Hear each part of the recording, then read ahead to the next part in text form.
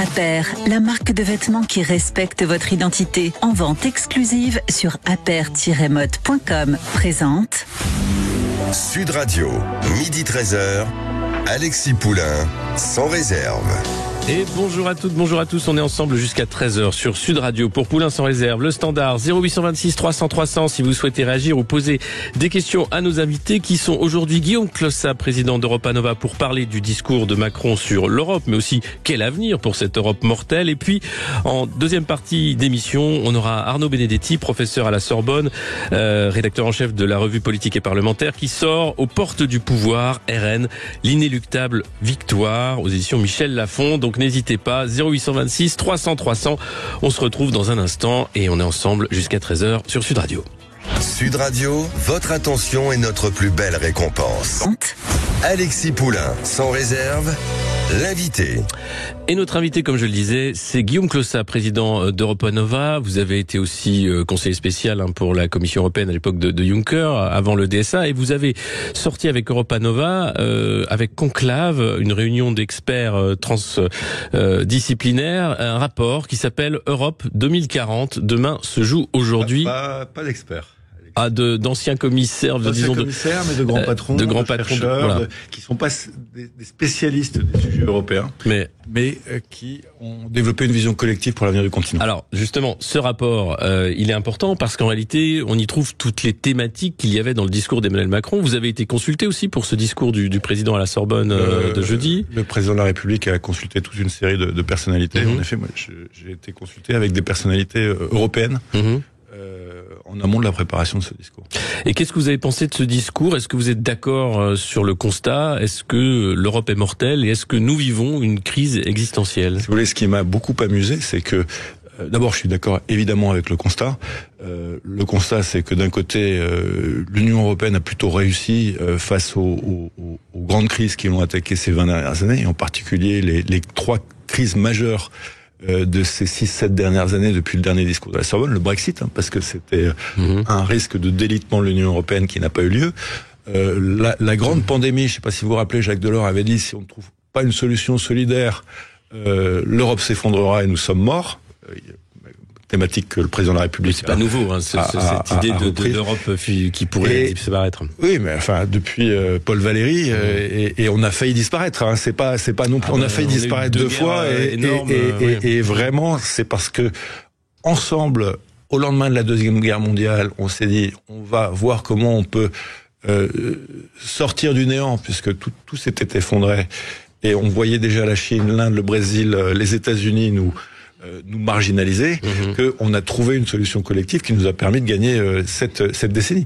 Puis la dernière crise, c'est le retour de la guerre, parce que mentalement, nous n'y étions pas du tout prêts, et l'unité européenne était à la fois un impensé et pour ceux qui étaient des observateurs extérieurs comme Poutine, quelque chose d'extrêmement improbable. Et donc finalement, il y a eu ces 7 dernières années trois miracles. C'est-à-dire qu'il n'y a pas eu d'effet domino après le Brexit.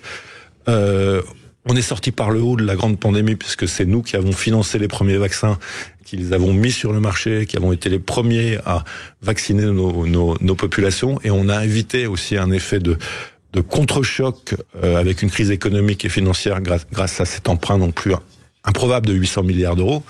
Et puis on tient, tant bien que mal, face à une Russie qui cible et l'Union européenne et la France, puisqu'on voit qu'il y a des attaques tout azimut contre notre pays. Donc oui, on est en risque de mort, et en même temps, on a un instinct vital qui nous permet de nous en sortir. Le problème spécifique aujourd'hui, qui a été souligné par le président de la République, et j'ai entendu ensuite Jordan Bardella qui a fait son discours pour bâtir l'Europe du futur, et je crois qu'ils sont d'accord, c'est qu'on est encerclé, on est pris dans l'étau américano-chinois, les Américains et les Chinois voulant structurer le monde en fonction de leurs propres intérêts et faire de l'Union européenne un terrain de jeu. Et puis de l'autre côté, il y a les Russes qui considèrent qu'il faut tuer notre modèle démocratique parce que ça remet en question. Vous pensez que la Russie veut tuer le modèle démocratique ? J'en suis absolument convaincu. Dans quel but ?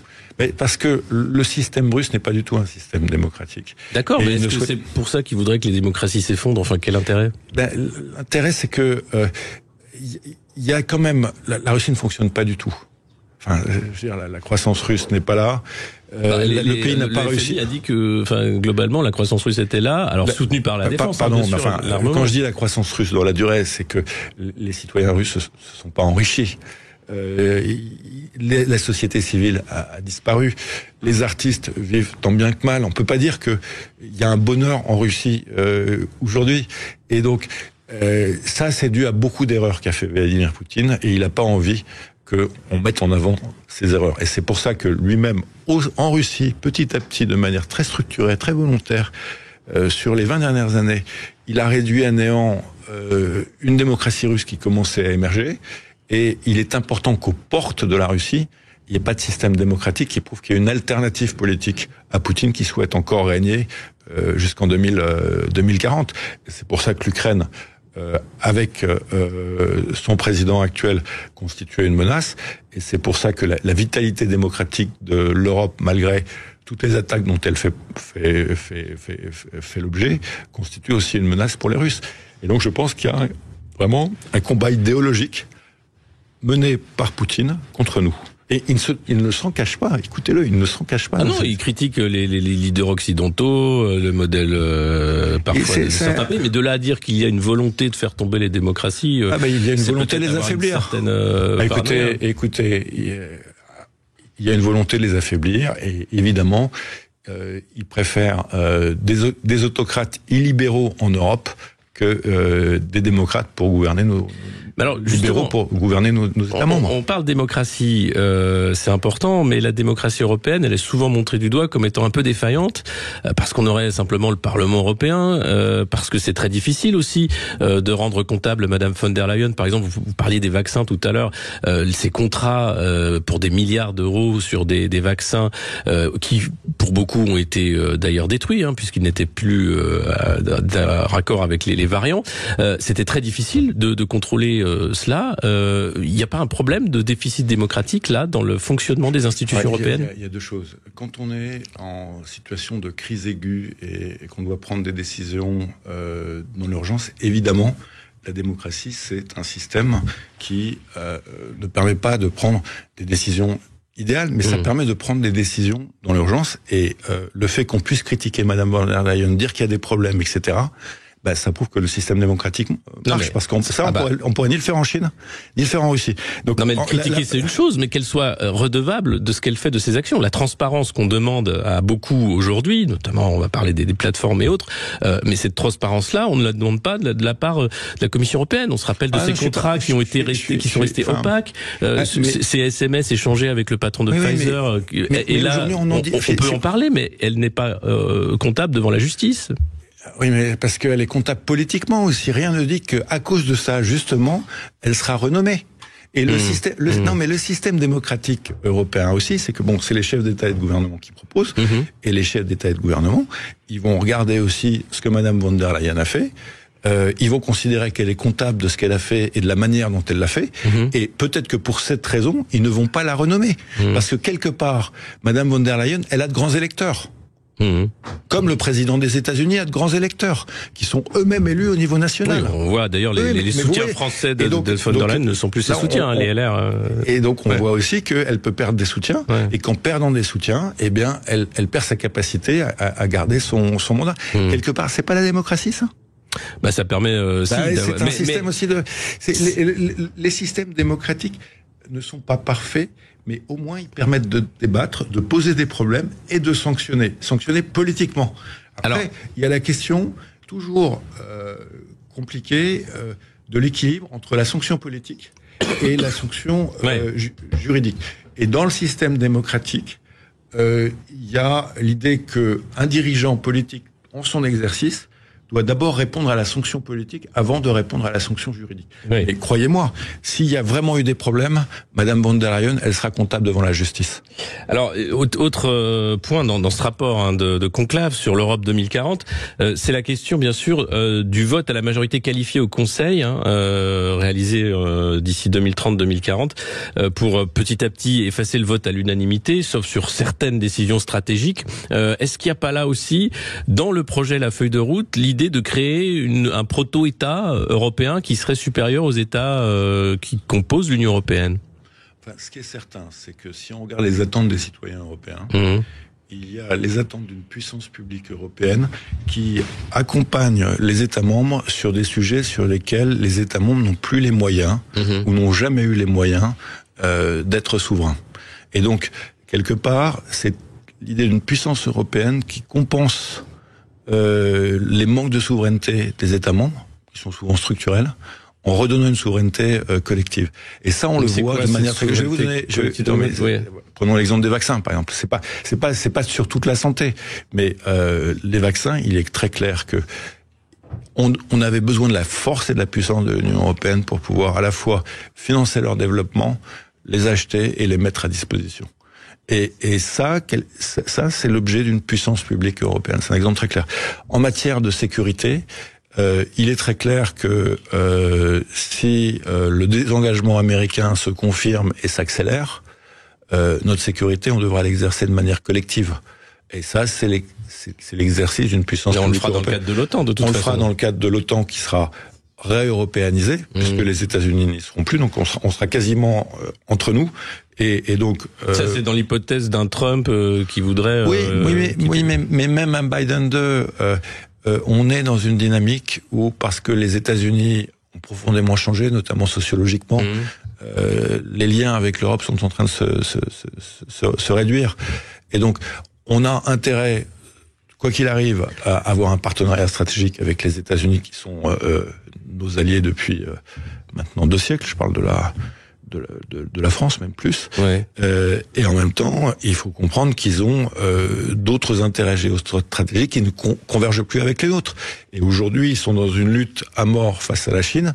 Et cette lutte, elle peut nous coûter. Mais c'est pour ça que nous, on a intérêt, c'est aussi une proposition du rapport, à nous affirmer géopolitiquement, à passer... Mais est-ce que ça passe pas justement, cette affirmation géopolitique? C'est ce que disait Emmanuel Macron dans son discours, par le fait de montrer que l'Europe n'est pas un vassal des États-Unis, et donc de taper du poing sur la table quand il y a le sabotage de Nord Stream, pour dire bon bah ça suffit, qui a fait ça, de ne pas rentrer aveuglement dans une stratégie d'escalade pour l'Ukraine. On a aussi, l'Europe puissance, intérêt à avoir un rapport, un dialogue peut-être avec le voisin russe, et pas seulement une confrontation type guerre froide. Mais non, on en est... Enfin, je pense que la puissance européenne, si on a une puissance, d'abord, elle aurait peut-être évité cette guerre avec la Russie, soyons très très clairs. Hein. Si les Européens étaient autonomes du point de vue sécuritaire et militaire, que ils avaient une voie unique, croyez-moi, les Russes ne seraient pas comportés de cette manière.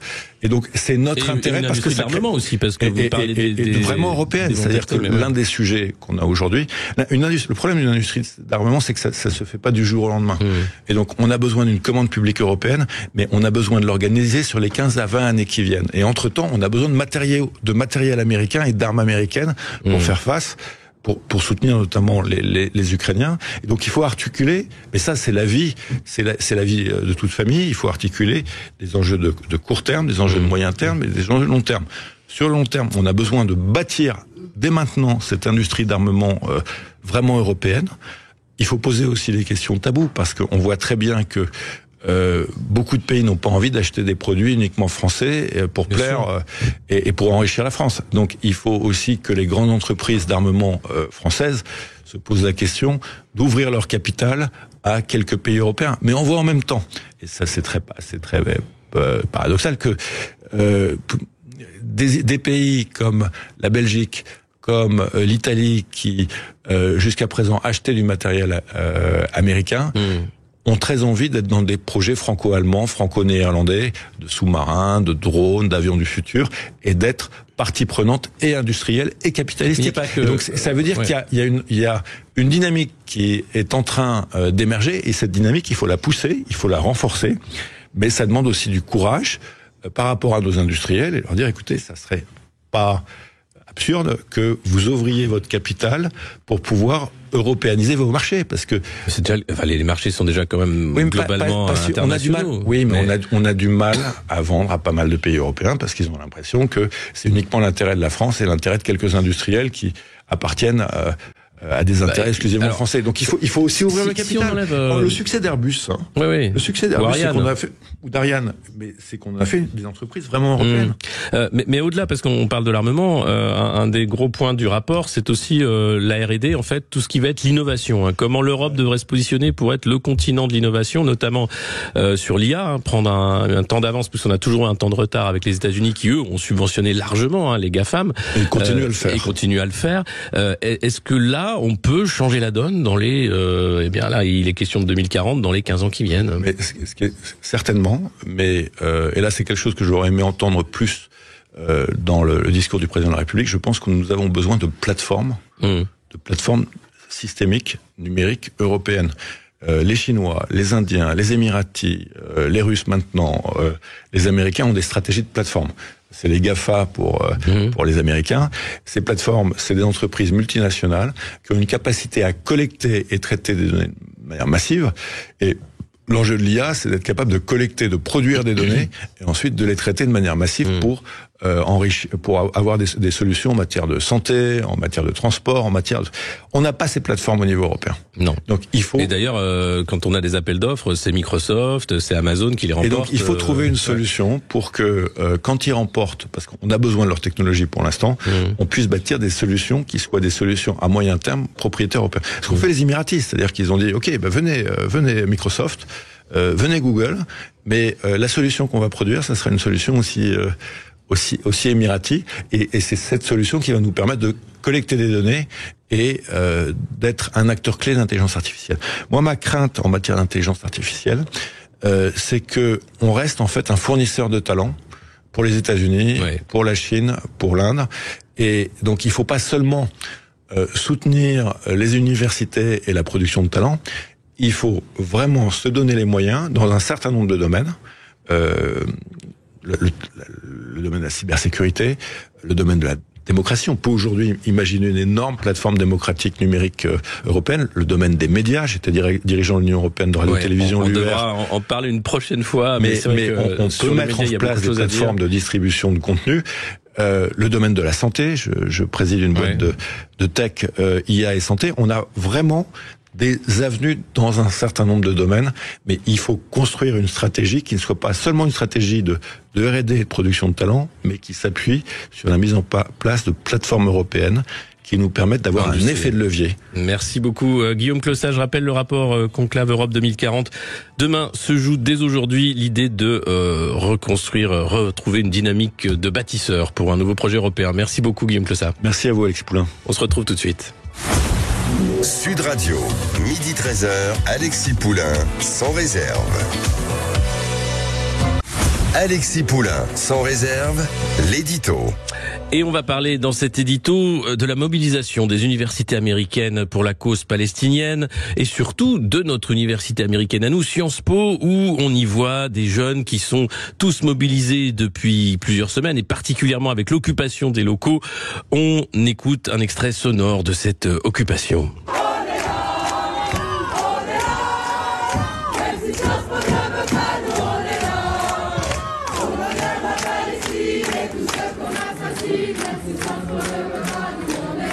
Voilà. Pour l'honneur de la Palestine, de tous ceux qu'on assassine, même si Sciences Po ne le veut pas, on n'est pas là, on est là. Et c'est les CRS qui ne veulent pas, et donc qui ont été envoyés pour déloger ces étudiants. Du coup, les étudiants sont revenus, se barricadent dans Sciences Po. Du coup, on a eu droit à un psychodrame au Parti socialiste, avec d'un côté le secrétaire général Olivier Faure qui explique qu'on n'envoie pas les CRS pour déloger des étudiants pacifiques. La jeunesse n'a pas vocation à enfiler l'uniforme de la pensée gouvernementale. Quelle image est envoyée au monde? Tous les autocrates de la planète se frottent les mains, catastrophique. Mais son candidat aux élections européennes, Raphaël Glucksmann, estime lui que la direction a tout à fait le droit de décider d'évacuer les militants parce que c'est très bien qu'on montre le rejet des crimes qui sont commis à Gaza, dit-il, c'est naturel et c'est même digne et noble, mais dans quelle atmosphère le fait-on? Et est-ce qu'on est inclusif? Est-ce qu'on tolère le débat? Est-ce qu'on est capable d'organiser des discussions avec ceux qui ne partagent pas le point de vue? Et jusqu'à preuve du contraire, ce n'est pas le cas. Donc on a un problème, dit Raphaël Glucksmann, et donc la direction a le droit de décider d'évacuer, a-t-il dit sur RMC. Voilà, alors aujourd'hui Sciences Po était toujours fermée avec la mobilisation, des barricades étaient devant la fac. Hier, c'était la Sorbonne qui était fermée pour le discours d'Emmanuel Macron. Profs et élèves ne pouvaient pas y accéder. Il n'y avait que des VIP qui pouvaient écouter le discours. Donc on voit bien que la cause palestinienne est en train d'enfler un peu partout dans le monde, notamment dans le monde universitaire, et ça c'est pas nouveau. Alors on va encore mettre ça sur le dos de Mélenchon, qui était allé faire une conférence avant de partir en Arménie sur la cause palestinienne, mais clairement de tout temps on a vu des kéfiers, c'est vrai, sur les campus de fac, dans les écoles. Alors rien de nouveau sous le soleil, ou bien est-ce là un nouveau grand mouvement pacifiste comme on a pu le voir autrefois aux États-Unis, ou est-ce que là c'est différent parce qu'il est question en réalité de défendre la cause palestinienne, comme pose la question Raphaël Glucksmann? En tout cas, Sciences Po est dans le coup. On demande 3 choses à Sciences Po. Premièrement, la cessation de toute poursuite disciplinaire envers les étudiants qui se sont mobilisés pour défendre les Palestiniens et Palestiniennes. On demande aussi une investigation des partenariats de Sciences Po avec certaines universités ou des partenariats économiques. On veut une investigation, et si ces organisations se révèlent coupables, on veut la cessation de ces collaborations. Et on demande aussi l'organisation d'une assemblée générale avec la direction de Sciences Po et l'ensemble des étudiants pour que Sciences Po prenne clairement position devant les étudiants et assume ses responsabilités. Voilà, c'est Mathias Vichra qui doit être content d'être rangé des affaires. L'AG va arriver. Allez, on se retrouve tout de suite avec notre invité. Alexis Poulain, sans réserve, l'invité. Et notre invité, c'est Arnaud Benedetti, professeur à la Sorbonne, rédacteur en chef de la revue Politique et Parlementaire et auteur de ce livre qui sort aux éditions Michel Lafon, Aux portes du pouvoir, RN, l'inéluctable victoire. Un livre qui pose la question de la victoire de Marine Le Pen en 2027. Jamais 203, elle était au second tour les 2 dernières fois. Pourquoi ne serait-elle pas au second tour la 3e fois? Et est-ce que ce serait la bonne? C'est un peu l'hypothèse que vous avez dans ce livre, hypothèse qui est tout de même corroboré par les nombreux sondages, par aussi un climat qu'on voit en France. Qu'est-ce qui vous fait dire que c'est une victoire inéluctable? Alors d'abord, je pose une question. Oui, c'est vrai. L'inéluctable victoire, je rappelle, c'est quand même avec un point d'interrogation. Mais force est de constater, si vous voulez, que aujourd'hui, la seule véritable force politique qui est en progrès, qui est en développement, qui est en dynamique, c'est le Rassemblement national. Mais au-delà de les sondages, ce qui est intéressant d'analyser, c'est ce que j'essaye de faire dans ce livre, c'est aussi l'histoire électorale du Rassemblement national depuis 20 ans, depuis les années 2000. Et quand on fait encore une fois la comparaison entre 2002, année où Jean-Marie Le Pen accède au second tour dans un coup de tonnerre fracassant de l'élection présidentielle, et l'année 2022 où Marine Le Pen, pour la seconde fois de sa trajectoire politique, accède elle-même au second tour de l'élection présidentielle, on voit qu'il y a une évolution sur le plan électoral. Un renforcement du socle, j'allais dire, sociologique, historique, c'est-à-dire celui des classes populaires. Le Rassemblement national est aujourd'hui le premier parti ouvrier de France. Une progression très nette dans les classes moyennes, de manière assez forte. Ça, c'est un point important. Ensuite, ce qui est important de voir, c'est aussi, j'allais dire, l'effet générationnel. Moi, ce qui me frappe, si vous voulez, fondamentalement, dans l'évolution du vote du Rassemblement national, c'est que c'est un vote d'actifs et un vote de jeunes. Ouais. C'est-à-dire un vote de catégories générationnelles qui sont des catégories générationnelles qui sont dans le futur et qui sont dans l'avenir. C'est important. Quand alors on regarde, Macron, ce sont les retraités. Ce sont des catégories qui sortent inévitablement quand même du jeu. Donc, si vous voulez, j'allais dire, la dynamique générationnelle, la dynamique active est aujourd'hui du côté du Rassemblement national, comme elle le fut, souvenons-nous quand même, dans les années, à la fin des années 70 et au début des années 80 pour le Parti socialiste, en tout cas pour une partie, pour le Parti socialiste. Donc, il y a de ce point de vue-là, quelque part, un élément de comparaison qui est pas inintéressant sur le plan historique. Ça, c'est un premier point. Deuxième point, c'est la question ensuite, si vous voulez, du cordon sanitaire et de la diabolisation du Rassemblement national. Il y a eu un élément quand même très important, et je pense que c'est un des faits marquants de nos toutes dernières années de la vie politique, c'est le fait que aujourd'hui le Rassemblement national dispose d'un groupe parlementaire conséquent. 88 parlementaires, c'est arithmétiquement le premier groupe d'opposition à l'Assemblée nationale, et que cette parlementarisation à l'Assemblée nationale, d'abord, elle s'est faite, il faut le rappeler, avec un mode de scrutin qui est le mode de scrutin uninominal majoritaire à 2 tours, dont on disait qu'il constituait un obstacle infranchissable pour le Rassemblement national, et le Rassemblement national est parvenu en 2022 à envoyer près de 90 députés, dont je le rappelle, 53 ont été élus dans un duel Donc ce qui quand même là aussi est une configuration qui n'était pas forcément simple et où en général le Front républicain peut s'exprimer de manière plus efficace. Donc le Rassemblement national a réussi de ce point de vue-là une performance électorale qui montre que le plafond de verre aujourd'hui est un plafond de verre qui paraît pour le coup assez chimérique en l'occurrence. Et surtout la parlementarisation, si vous voulez, du Rassemblement national a quand même considérablement renforcé sa socialisation républicaine. Et c'est ce que j'explique parce que ce livre est aussi à la fois une analyse mais une enquête. J'ai rencontré beaucoup de monde, j'ai rencontré à la fois des gens du Rassemblement national, des gens qui bien évidemment aussi s'opposent au Rassemblement national ou qui sont concurrents du Rassemblement national, et tous quand même considèrent que aujourd'hui, si l'on devait voter demain, Marine Le Pen n'a jamais été aussi bien placée qu'elle ne l'est aujourd'hui. Donc, si vous voulez, la parlementarisation joue un rôle important, et dans la question de la dédiabolisation, elle joue un rôle encore plus important. Et un autre aspect qui me paraît important concernant la dédiabolisation, c'est que, si vous voulez, les nouvelles générations d'électeurs qui rentrent, parce qu'il faut regarder aussi la dynamique générationnelle de l'électorat, sont des générations qui ont été quand même socialisées toutes dans, j'allais dire, un affaiblissement de la notion de diabolisation du Rassemblement national. C'est-à-dire que l'effet de diabolisation aujourd'hui se dissipe considérablement. Pardon ?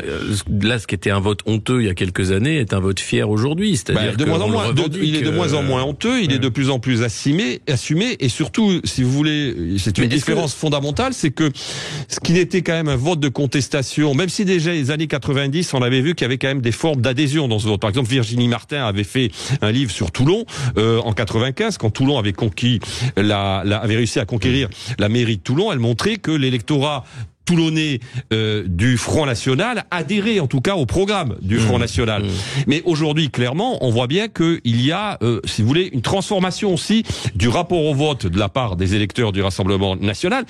Et puis il y a un phénomène qui est un phénomène majeur, c'est que, si vous voulez, les partis de gouvernement auxquels et dont participe le parti présidentiel d'Emmanuel Macron sont aujourd'hui, aux yeux de larges segments de l'opinion publique, considérés comme des partis qui sont usés et qui n'ont pas réussi finalement à répondre aux attentes des Français. Mais vous faites un parallèle d'ailleurs entre Emmanuel Macron et François Mitterrand. Mitterrand qui était à l'origine de l'acte unique, finalement, qui emmène l'Union européenne là où nous en sommes. Macron et son discours sur l'Europe d'hier, qui remet une pièce dans la construction européenne contre les peuples d'une certaine façon, puisqu'il y a une vision très technocratique, très élitiste de cette construction européenne. Est-ce que c'est pas eux les responsables du succès tout simple du Rassemblement national et des partis dits populistes? Oui, enfin c'est 40 années, si vous voulez, de vie politique qui se sont organisé autour d'un modèle de gouvernement qui est un modèle de gouvernement qui était représentatif de ce que l'on a appelé la pensée unique. Si vous voulez, il y a trois facteurs à mon avis essentiels sur le fond et sur la distance dans la progression constante et soutenue du Rassemblement national. Le premier facteur, c'est de fait que il y a eu dans la classe dirigeante et de la part des élites l'idée que la France était devenue une puissance moyenne et qu'il fallait l'aligner sur des standards qui étaient ceux de la globalisation et de la mondialisation. Ça commence dès les années 70, mais ça commence dès les années 70 avec Valéry Giscard d'Estaing qui est le premier à parler de puissance moyenne, donc dans le post-gaullisme d'une certaine manière. Il y a un deuxième facteur qui est lié d'ailleurs au premier, c'est que la politique se technocratise de plus en plus et que finalement elle n'est plus en mesure d'incarner la volonté, si vous voulez, de maîtriser les événements et donc la technocratisation fait qu'un certain nombre de sujets doivent être traités de manière technique et qu'il n'y a pas d'autre politique que la politique que l'on propose, ce qui revient un peu, je veux dire, à l'idée d'une pensée et d'un parti unique. Et puis troisième plan, et qui me paraît alors là qui s'est vraiment accentué sous Emmanuel Macron, c'est que il y a une espèce de mépris social aussi qui parfois s'est décomplexé de la part d'un certain nombre d'élites. On l'a vu durant la crise des Gilets jaunes, on l'a vu aussi d'une certaine manière, un peu moins quand même, parce que eux ils nous nourrissent durant la crise des agriculteurs, et que ce sentiment, si vous voulez, de coupure entre d'un côté des élites dirigeantes et de l'autre côté une grande partie des Français, une grande partie du peuple, est vraisemblablement aussi l'une des forges à partir de laquelle le Rassemblement national prospère. Et puis, il y a une transformation, c'est important de le dire quand même, du Rassemblement national. Le Rassemblement national n'est plus tout à fait le Front national, et surtout le Rassemblement national s'est quand même considérablement professionnalisé. On va en parler dans un instant. Vous pouvez poser vos questions à notre invité Arnaud Benedetti au 0826 300 300 et répondre à cette question. Est-ce que c'est une inéluctable victoire du RN qui est déjà prévue pour 2027? À tout de suite sur Sud Radio.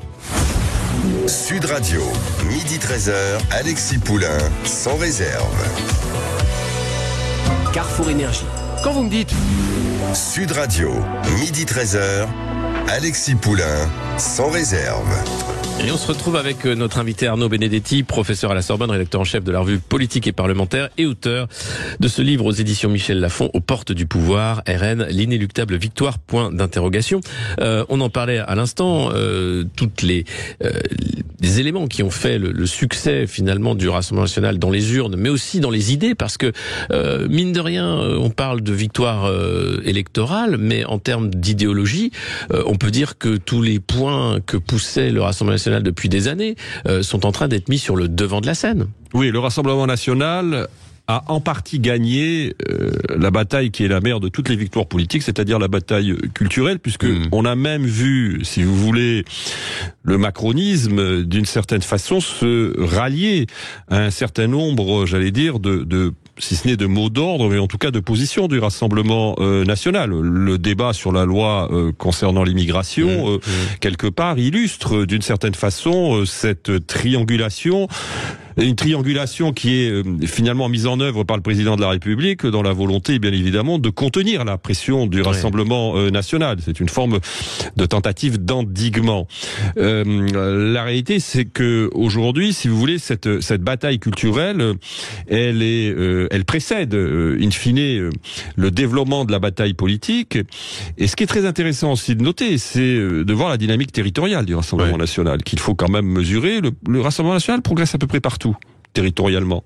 Alors il y a des zones où il progresse plus que d'autres, il y a ces bastions, mais on voit par exemple des zones qui étaient des zones plutôt radicales socialistes, ou voire socialistes de gauche, dans un certain nombre de territoires notamment ruraux, qui ont pu envoyer des députés Rassemblement national. Je prendrai deux exemples, en Gironde et en Lot-et-Garonne. Le Lot-et-Garonne, qui était une terre plutôt rat de soc, a aujourd'hui 2 députés sur 3 issus du Rassemblement national, et tout laisse à penser que si demain il y avait des élections législatives, il y aurait vraisemblablement 3 députés sur 3 dans ce département. En Gironde, dans le Médoc, nous avons des députés du Rassemblement national. C'est parce qu'il y a une stratégie aussi de faire les marchés, d'être proche. Il y a une professionnalisation du Rassemblement national. D'abord, le Rassemblement national a un tissu militant qui est un tissu militant actif, qui est présent sur le terrain, qui bénéficie aussi des béances de l'État dans un certain nombre de territoires et dans un certain nombre de secteurs, qui les dénoncent, demandant justement un rétablissement d'une certaine manière du rôle de l'État, donc du rôle du politique. Donc tout ça, évidemment, joue en faveur du Rassemblement national. L'autre aspect aujourd'hui pour le Rassemblement national, la vraie question aujourd'hui pour le Rassemblement national, c'est la question de la crédibilité. C'est plus la question morale. De fait, aujourd'hui, la plupart, et on a vu des sondages qui montrent qu'une grande majorité de Français, enfin une majorité de Français ne considèrent plus le Rassemblement national d'ailleurs comme une formation d'extrême droite. Donc déjà, vous voyez que on a largement maudit l'image du Rassemblement national dans l'opinion publique. Ce qui aujourd'hui vraisemblablement est la dernière des batailles. D'ailleurs, c'est ce que disait Bardella, il veut faire de ce parti le RPR. Oui, ils occupent l'espace d'une certaine façon, mais ce qui est très intéressant, parce que moi j'ai mené une enquête quand même dans cet ouvrage, qui est pas seulement un ouvrage d'analyse sociologique, c'est aussi un ouvrage qui vise à essayer de comprendre comment humainement se construit aujourd'hui la machine du Rassemblement national. Le Rassemblement national essaye de professionnaliser, et notamment de professionnaliser son expertise. Vous avez par exemple à l'intérieur du Rassemblement national une structure qui s'appelle les Horaces, qui est dirigée par un ancien du RPR, André Rouget, qui a été le dernier assistant parlementaire de Michel Debré, d'ailleurs, et qui connaît très bien, par exemple, les DOM-TOM, les territoires d'outre-mer, qui a monté une structure qui vise à finalement faire venir un certain nombre d'experts qui préparent le programme de Marine Le Pen. Ça fonctionne, puisque vous avez en prise de guerre Fabrice Leggeri, qui était l'ancien patron de Frontex de l'Union européenne, qui est devenu candidat pour les européennes, donc et d'autres qui ont été anciens énarques ou autres, qui rejoignent petit à petit les rangs du Oui, la vraie bataille aujourd'hui, c'est de rendre crédible le Rassemblement national comme, j'allais dire, force de gouvernement. Le dernier chantier maintenant que mène Marine Le Pen, après avoir été celui d'asseoir sociologiquement la base du Rassemblement national, après avoir été celui de normaliser le Rassemblement national en le dédiabolisant, c'est d'une certaine façon de faire de ce parti politique un parti qui est crédible dans sa capacité à représenter une alternance politique. Ça veut dire que d'un côté, le RN va aussi décevoir ses électeurs. On le voit par exemple sur la question européenne. Jordan Bardella est aligné à 100% quasiment sur la vision européenne d'Emmanuel Macron en disant qu'il faut bâtir une nouvelle Europe, etc. Il n'y a plus du tout de Frexit, il n'y a plus du tout de. Alors ils ont abandonné, si vous voulez, il n'y a pas sorti de l'euro. Enfin, bien sûr, ils ont abandonné. Alors ça a déjà démarré dès 2017. Oui. Souvenons-nous que la ligne Philippot, qui était la ligne de sortie de l'euro et qui était une ligne de Frexit, va être abandonnée à la fin 2017 parce qu'on considère que c'est cette ligne-là qui a vraisemblablement empêché Marine Le Pen de pouvoir accéder au pouvoir en 2017 face à Emmanuel Macron. Donc d'ailleurs ça a entraîné le départ de Philippot. Aujourd'hui de fait, c'est vrai que le Rassemblement national a fortement amodié son discours. Il a amodié sur l'euro, il a amodié également d'ailleurs sur un certain nombre de points concernant l'immigration. Je rappelle qu'à une époque, le Rassemblement national dénonçait par exemple la double nationalité. Il ne le fait plus. Non. Le Rassemblement national disait qu'il faut que l'on sorte de la Cour européenne des droits de l'homme, ce qui n'est plus de la Convention européenne des droits de l'homme, ce qui n'est plus le cas. Non, mais c'est Éric Zemmour qui a repris tout ça. C'est Éric Zemmour qui a repris tout ça. Le Rassemblement national a même évolué ces derniers mois sur la question de l'Ukraine. On voit que par exemple Jordan Bardella au Parlement européen soutient les positions occidentales dans la défense de l'Ukraine. Mais finalement, ça a très peu d'impact à ce stade, je dis bien à ce stade, sur l'opinion, sur les électeurs potentiels et les électeurs réels du Rassemblement national, parce que ce qui domine aujourd'hui sur la scène politique nationale, c'est de fait un anti-macronisme qui est un anti-macronisme dominant.